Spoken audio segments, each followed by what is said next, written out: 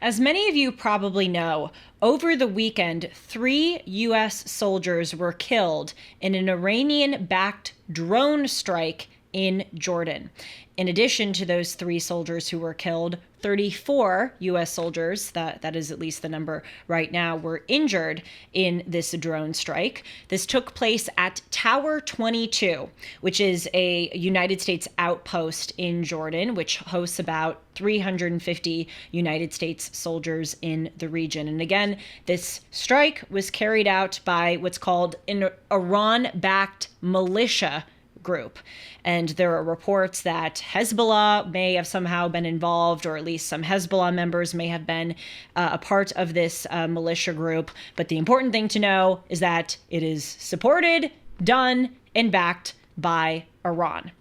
Now, when things like this happen, I get the sense that when a lot of people learn about them, they see it, they know that it's bad, but don't really understand how it fits into the greater geopolitical picture and what obligation the United States has to retaliate. You know, obviously some people are saying this is terrible and the United States must retaliate because our soldiers were killed, many were injured, and we have to show these people that they cannot do this. And others are going, okay, as bad as it is a retaliation worth kicking off a potential war? I'm not going to get into that today. What I am going to get into is helping us understand why something like this is a big deal and is worth consideration as far as how we got to this place, because this event can't just be viewed in isolation. There is a history of what has been going on with regard to Iran in the United States over the past few months, which is a really sobering reality. And it is that under this current administration, the Biden administration, they have allowed Iran to take advantage of and indeed kill many Americans, and they have supported policies which have emboldened Iran, our principal adversary, and made us weaker. So let's look back here at the timeline of U.S.-Iran dealings over the past few months. So obviously, the main thing to consider right now is October 7th, because Iran backed and heavily orchestrated and supported Hamas's October 7th terrorist attack in Israel. And so the retaliations that have been going on since then, or the fighting that have been going on since then, have been largely in the context of this conflict as the United States aids Israel in its war in Gaza, and as Iran continues to back Hamas and Hezbollah and those who oppose the United States in Israel. But even before the October 7th attack, there has been groundwork that has been laid to embolden and strengthen Iran at the cost of the United States. Let's go back to September 11th, 2023, less than a month before October 7th. The Biden administration made the very controversial decision to unfreeze $6 billion in assets to essentially give that money to Iran. So what happened there is that South Korea, a United States ally, at the direction of the United States, froze $6 billion in money that they owed to Iran because they bought Iranian oil.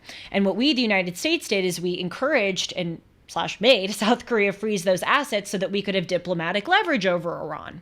And so when there were 5 American prisoners taken hostage by Iran, what the Biden administration decided to do is unfreeze that $6 billion, actually transfer that money to Qatar, and Qatar doles it out to Iran in exchange for those 5 prisoners. So many view that as giving credence to Iran, helping Iran, because although that money is not directly going from A, the United States, to B, Iran, it's going through Qatar, and Qatar is distributing it through these humanitarian aid groups, at least as we know. What's happening is that Iran essentially gets $6 billion more because they can spend their money on other things because they know that they're getting this pay up from the United States. So that was the first not so great move that many people are judging to be the start of this kind of whole timeline by the Biden administration.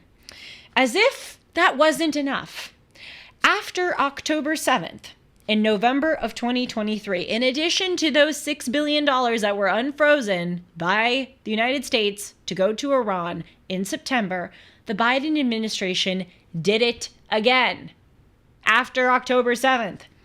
In November, the Biden administration released $10 billion. They unfroze $10 billion in assets that were held by Iraq. This was money that Iraq owed to Iran, also because of oil sales. And the Biden administration said, let's unfreeze those and give that money to Iran. Why in the world would the Biden administration do that, especially given that it was after October 7th and we know that Iran orchestrated and financially supported and trained the terrorists in the attack? It's crazy. From the perspective of Iran, what are you made to believe? You go, this is great. This regime is going to give us money. This regime isn't going to punish us for our activities. So let's just keep going forward and pushing the limit and seeing what more that we can do, because clearly this regime doesn't have any teeth. In fact, not just do they not have any teeth, they're actively helping us out.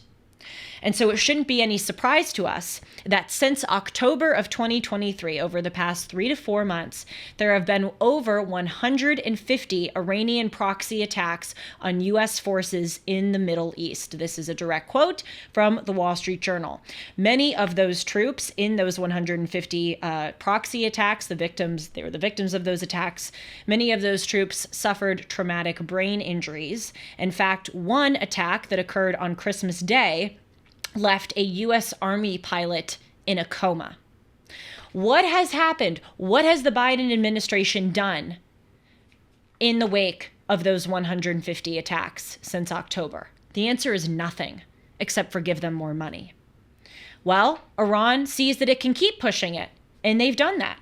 Starting in December of 2023, just a month ago, Iranian-backed militia group, the Houthi rebels in Yemen, started firing drones and missiles into Israel and also firing drones and missiles into the Red Sea in order to target Western commercial ships to disrupt oil supply so that the West is more beholden to the Middle East for oil.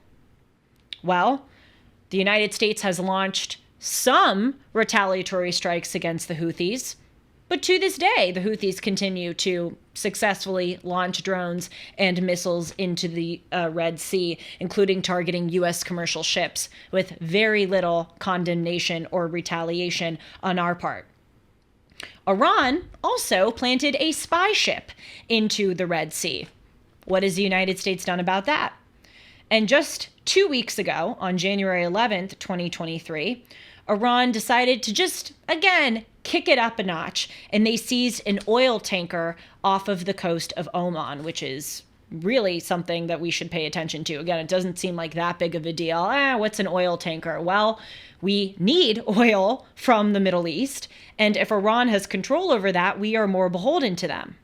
The reason why we need oil from the Middle East is because of another disastrous Biden administration policy, which has been to largely curb drilling in the United States.